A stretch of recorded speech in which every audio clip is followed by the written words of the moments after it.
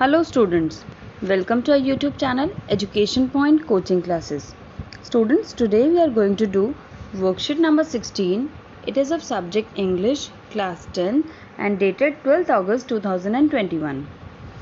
Students, for the name of the student and name of the class teacher, the space is provided to you. You will fill these two columns yourself.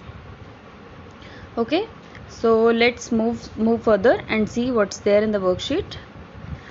बच्चों, आज आपको एक extract मिला है. आपको extract read करना है और इसके बेस पे आपको आंसर्स करने हैं. और ये एक्सट्रैक्ट आपकी बुक का चैप्टर है लेटर टू गॉड, जो कि आप ऑलरेडी पहले पढ़ चुके हैं. तो एक बार ये पैराग्राफ को दोबारा से पढ़ लेते हैं.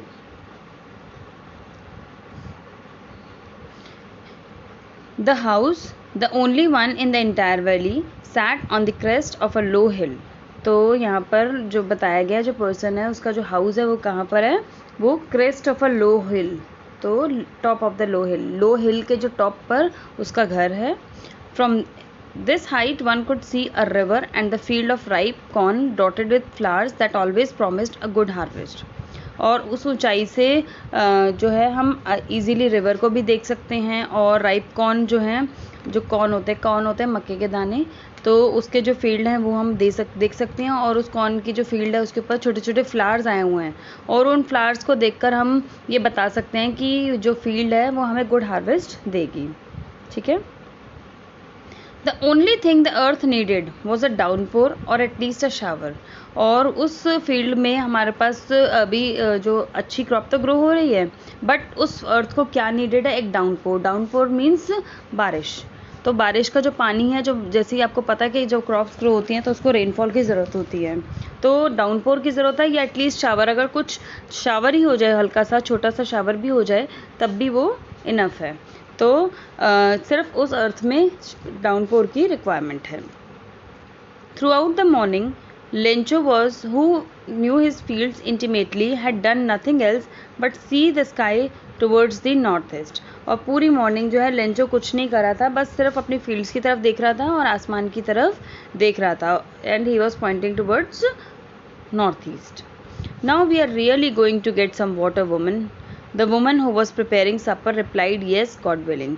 तो यहाँ पर वो अपनी वाइफ से बात कर रहा है और कह रहा है कि we are really going to get some water woman. तो हो सकता है कि आज, क्योंकि हम जब आसमान में देखते हैं तो बादल होते हैं, तो बादल को देखकर हम बता सकते हैं कि रेनफॉल होगी कि नहीं होगी. तो यहाँ पर भी वो प्रेडिक्ट कर रहा है कि आज रेनफॉल होगी. और जो उसके साथ वुमन है, जिसकी वाइफ है, वो भी कह रही है, वो सपर बना रही है. सपर होता है आपका डिनर.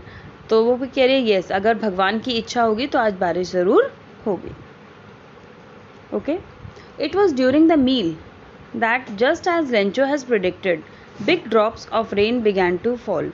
और कुछ ही देर में जब वो खाना खाने लगा, तब जैसे लेंचो ने प्रिडिक्ट किया था, ऐसे मोटी मोटी बारिश की बूंदें गिरनी शुरू हो गई.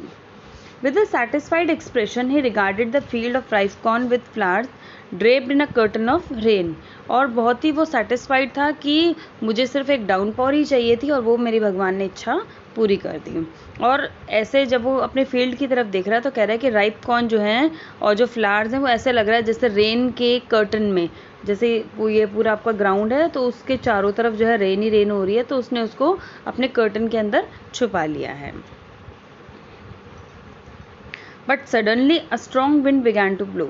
और जैसे ही वो बात कर रहा था, देख ही रहा था और एंजॉय कर रहा था उस डाउनपोर को, इतनी देर में जो है स्ट्रॉन्ग विंड जो है ब्लो करना शुरू हो गई. और along with the rain very large hail stones began to fall. और हेल स्टोन्स, और बारिश के साथ हेल स्टोन्स गिरने शुरू हो गए. हेल स्टोन आपको पता ही है बच्चों क्या होता है. हेल स्टोन होता है बर्फ़ के गोले, लम्प्स ऑफ आइस. तो साथ साथ जैसे ही बारिश आई तो उसके साथ बर्फ़ के गोले भी गिरने शुरू हो गए.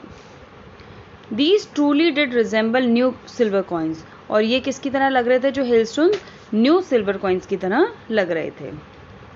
The boys exposing themselves to the rain ran out to collect the frozen pearls. और बच्चे जो हैं वो एंजॉय करते हुए इन ओलों को, इन जो बर्फ़ के जो फ्रोज़न पार्ट्स हैं, फ्रोज़न पर्ल्स को, फ्रोज़न पर्ल्स इसलिए बोला है क्योंकि जो बर्फ़ के गोले हैं वो बहुत ही शाइन कर रहे थे.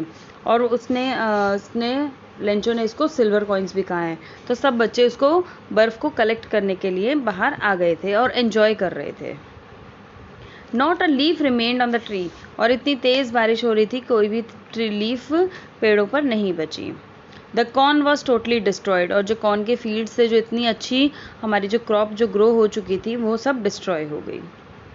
When the storm had passed, he stood in the middle of the field and said to his sons, और जब वो पूरी सब कुछ डिस्ट्रॉय हो गया, स्टॉर्म ख़त्म हो गया, तो वो फील्ड्स के बीच में खड़ा होकर अपने फील्ड्स को देख रहा है और कह रहा है, अ plague of locust would have left more than this.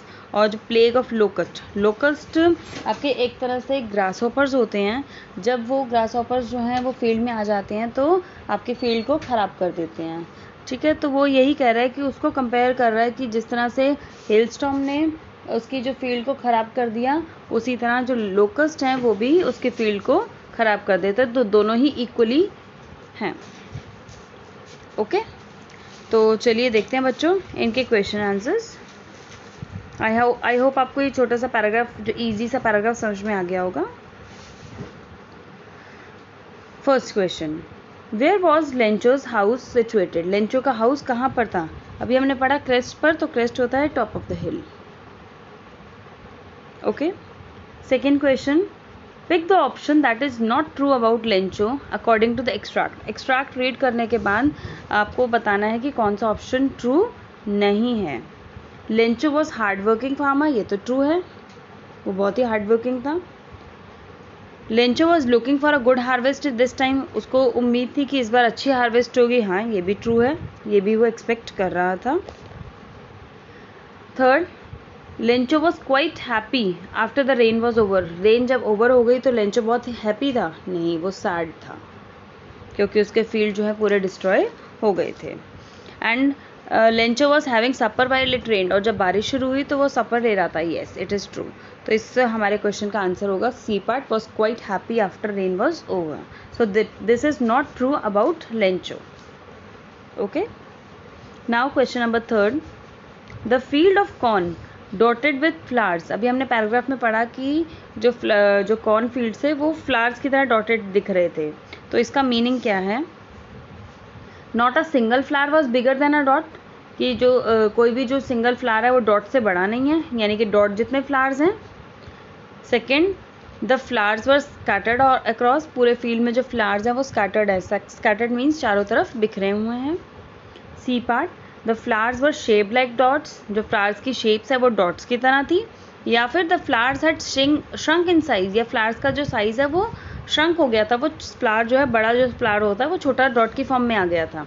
तो इसका करेक्ट आंसर होगा ये, क्योंकि फ्लावर्स वर स्कैटर्ड अक्रॉस, क्योंकि जब हम दूर से देख रहे हैं तो फ्लावर्स जो हैं वो चारों तरफ बिखरे हुए हैं, और दूर से देख रहे हैं तो इसलिए वो डॉट की तरह लग रहे हैं।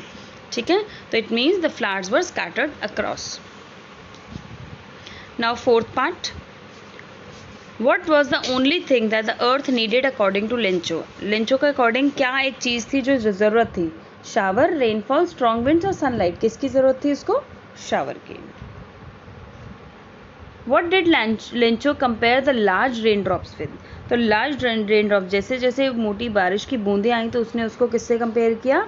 उसको उसने न्यू कॉइन से कंपेयर किया। ओके, और जब धीरे धीरे जब हेलस्टोन्स आई, क्वेश्चन नंबर 6 में देखेंगे, hailstones were compared to dash in the story, और जब हेलस्टोन आई तो हेलस्टोन्स को इसने किससे कंपेयर किया है? सिल्वर कॉइन से। क्लियर? चलिए बढ़ते हैं आगे, मैं आगे स्क्रॉल कर रही हूँ। Question number 7, based on the given extract what is Lencho not likely to think while looking at the field? जब उसने अपने फील्ड को देखा तो उसने क्या नहीं सोचा, आपको वो बताना है। Such a blessing God thank you, ये तो इसने सोचा था। Just a downpour God and everything will be perfect, कि मुझे सिर्फ एक डाउनपोर की ज़रूरत है और सब कुछ अच्छा हो जाएगा, ये भी सोचा था। Next, all set for good harvest I will be rich, कि अब मैं ग्रैंड हार्वेस्ट के लिए रेडी हूँ, तो उसने ये भी सोचा था। और I wish we have enough food to eat after this harvest, उसने ये नहीं सोचा था कि मेरे पास इतना इनफ फूड होगा कि हार्वेस्ट के बाद मैं उसको खा सकूँगा, तो दिस ही डिडंट विश। तो इसका करेक्ट आंसर क्या होगा? D part. Question number 8, what destroyed Lencho's field? Lencho's field किसकी वजह से डिस्ट्रॉय हो गए? हेलस्टॉर्म की वजह से। Question number 9, the damage cause was as big as the damage cause due to. तो जो डैमेज हुआ था ये इतना ही बड़ा डैमेज था जो कि किसी और चीज़ से भी हो सकता था। वो क्या चीज़ थी? Attack by rats, attack by crows, plague of locust और नन ऑफ अबव। तो it was equal to plague of locust. तो damage cause was as big as the damage cause by, जितना प्लेग ऑफ लोकस्ट डैमेज करते उतना ही नुकसान इस hailstorm ने भी किया था।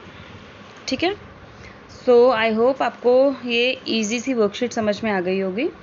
इन केस बच्चों आपको कोई डाउट है तो आप कमेंट सेक्शन में लिखकर ज़रूर बताइए, और वीडियो को लाइक, शेयर एंड सब्सक्राइब ज़रूर करिए। चलिए बच्चों, मिलते हैं नेक्स्ट वीडियो में। Till then, bye bye student.